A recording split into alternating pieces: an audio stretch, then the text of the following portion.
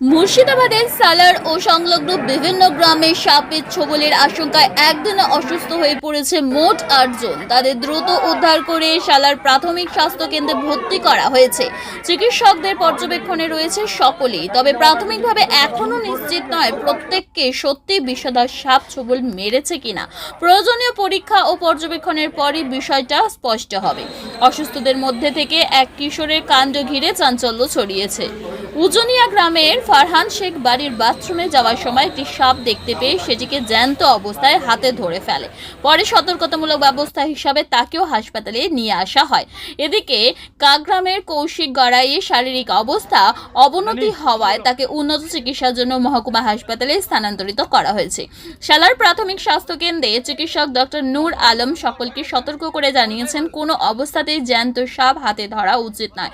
সাপ বিষধর হোক বা নির্বিষ, যে কোনো সময় ছোবল মারতে পারে। আক্রান্ত ব্যক্তিকে দ্রুত হাসপাতালে নিয়ে যাওয়াই সবচেয়ে নিরাপদ পদক্ষেপ।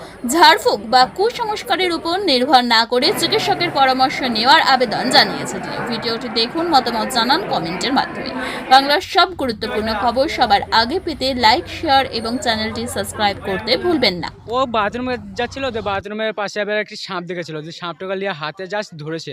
ধরার পরে এবার এতটাই ভয় খেয়ে গেছে, এবার কামড়াচ্ছে কি কামড়ায়নি সেটা ও বলতেও পারছে না। এবার ওটাই দেখাতে যাচ্ছে হাসপাতালে, এবার ওটা আবার দেখি রক্ত পরীক্ষা তো করেছি, এবার কি বলে সেটা দেখি। এবার ওই সাপটা আমরা দেখিনি, ও মানে হাতে ধরে এবার ছেড়ে দিয়েছিল, ওটা ও বলতেও পারছে না ভয়ে। এতটাই ভয়, আর মুখই এত নার্ভাস হয়ে আছে কি ও মুখ দিয়ে কথাই বেরোচ্ছে না। হ্যাঁ, বাথরুম যাচ্ছিল।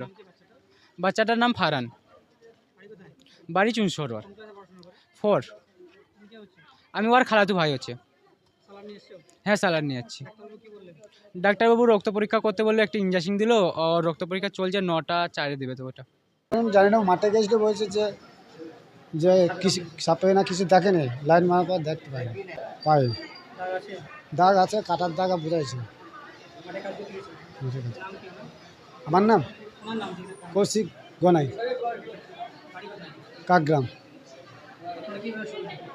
আমরা ওই বাড়ি এসে শুনি, সালার হসপিটাল। পেশেন্ট এখন দেখা যায় ভালো আছে, তখন ডাক্তারবাবু যা বলবেন তারপর চিকিৎসা চলবে।